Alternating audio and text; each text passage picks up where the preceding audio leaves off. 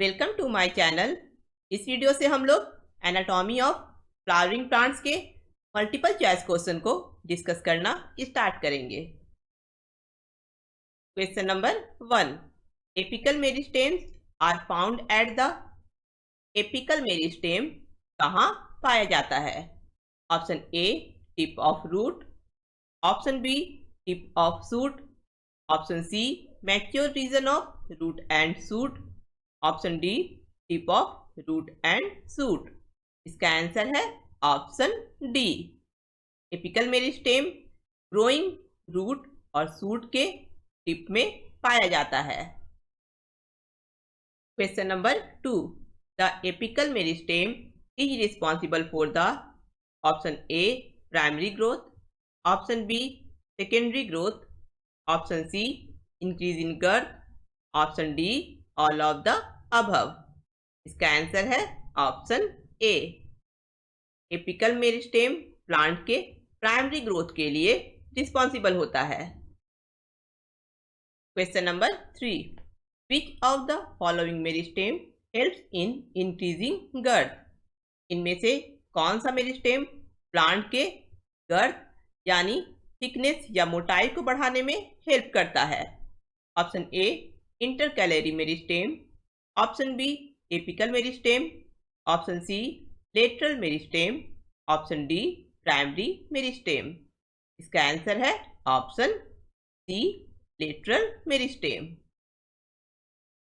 Question number 4, intercalary meristem is commonly found in? Intercalary meristem commonly किसमें पाया जाता है? Option A gymnosperms, option B monocots, option C dicots, option D all angiosperms. इसका answer है option B monocots. Question number 5, terminal bud and axillary birds are derived from the activity of? Terminal bud और axillary bud किसके activity से निकलता है?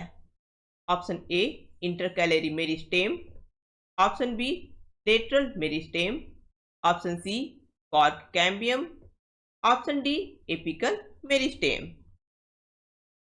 Terminal bud stem या branch के tip पर प्रेजेंट रहता है और एक्सिलरी बर्ड लीव्स के एक्सिल पर प्रेजेंट रहता है, और ये दोनों ही बर्ड एपिकल मेरिस्टेम के एक्टिविटी से डिराइव्ड होता है। इसलिए आंसर होगा option D apical meristem.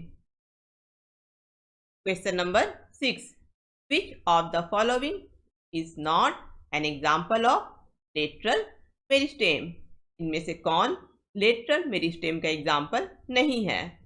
Option A intercalary meristem, option B fascicular vascular cambium, option C interfascicular cambium, option D cork cambium. Lateral meristem का एग्जाम्पल है fascicular vascular cambium, interfascicular cambium और cork cambium, और ये सभी secondary tissue produce करने के लिए responsible होते हैं। लेकिन इंटरकैलरी मेरिस्टेम लेटरल मेरिस्टेम का एग्जाम्पल नहीं है, ये एक टाइप का प्राइमरी मेरिस्टेम है। इसलिए इसका आंसर होगा option A. Intercalary meristem lateral meristem का एग्जाम्पल नहीं है। Question number 7, secondary growth in dicot stems occurs due to the activity of? किसके एक्टिविटी के कारण डाइकॉट स्टेम में सेकेंडरी ग्रोथ होता है? Option A intercalary meristem, option B lateral meristem, option C apical meristem, option D primary meristem. इसका answer है option B. Lateral meristem के activity के कारण डाइकॉट स्टेम में सेकेंडरी ग्रोथ होता है। Question number 8, which of the following meristems are referred as primary meristem? इनमें से किस मेरिस्टेम को प्राइमरी मेरिस्टेम भी कहा जाता है?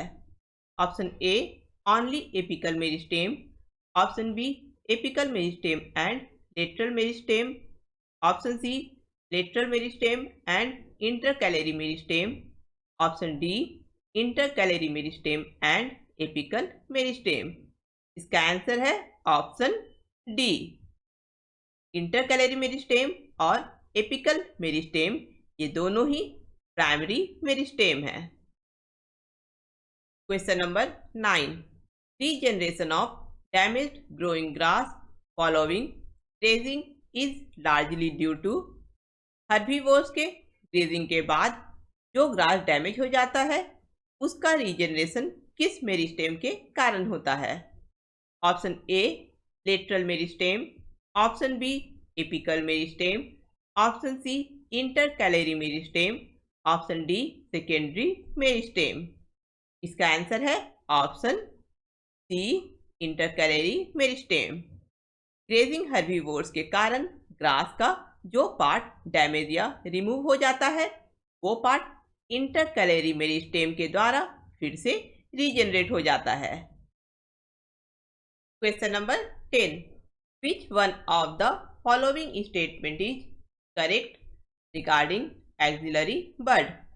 एक्सिलरी बर्ड के बारे में इनमें से कौन सा स्टेटमेंट सही है? Option A they are derived from shoot apical meristem. Axillary bud shoot apical meristem से डिराइव्ड होता है, ये स्टेटमेंट सही है। Option B they are produced at the axils of leaves. Axillary bud leaves के एक्सिल पर प्रोड्यूस होता है, ये स्टेटमेंट भी सही है। Option C they are responsible for the formation of a flower और अ ब्रांच। एक्सिलरी बर्ड एक फ्लावर या एक ब्रांच के फॉर्मेशन के लिए रिस्पॉन्सिबल होता है, ये स्टेटमेंट भी सही है। यानी आंसर होगा option D all of these, यानी ऊपर के तीनों स्टेटमेंट एक्सिलरी बर्ड के बारे में सही है। Question number 11, the length of different internodes in a culm of sugarcane is variable due to. Sugarcane के कल्म यानी स्टॉक के डिफरेंट इंटरनोड का लेंथ वेरिएबल यानी अलग अलग होता है, क्यों? Option A intercalary meristem, option B position of axillary birds, option C shoot apical meristem, option D size of leaf lamina at the node below each internode. इसका answer है option A. Intercalary meristem के activity के कारण sugar cane के stem का growth होता है, क्योंकि इंटरकैलरी मेरिस्टेम के सेल्स में कंटिन्यूअस डिवीजन होता है और सुगर केन के स्टेम का लंबाई बढ़ता है, लेकिन इलोंगेशन का रेट डिफरेंट होता है, इसलिए सुगर केन के कल्म के डिफरेंट इंटरनोड का लेंथ वेरिएबल होता है। Question number 12, permanent tissue are formed from. Option A simple tissue, option B complex tissue, option C meristematic tissue, option D parenchyma. इसका answer है ऑप्शन सी। प्लांट में permanent tissue का formation meristematic tissue से होता है, यानी जब primary और सेकेंडरी मेरिस्टेम के सेल्स में डिवाइड करने की एबिलिटी खत्म हो जाती है और वे स्ट्रक्चरली और फंक्शनली स्पेशलाइज्ड सेल्स में डेवलप हो जाते हैं, तो परमानेंट टिश्यू का फॉर्मेशन होता है। Question number 13, which of the following is not a simple permanent tissue. Option A sclerenchyma, option B parenchyma, option C xylem, option D collenchyma. वे permanent tissue जिनके सभी सेल्स के फंक्शन और structure same होते हैं उन्हें सिंपल परमानेंट टिश्यू कहा जाता है। इन चार ऑप्शन में से स्क्लेरेन्काइमा, पैरेन्काइमा और कोलेन्काइमा सिंपल परमानेंट टिश्यू है, लेकिन जाइलम सिंपल परमानेंट टिश्यू नहीं है, इसलिए इसका आंसर है option C, xylem simple permanent tissue नहीं है।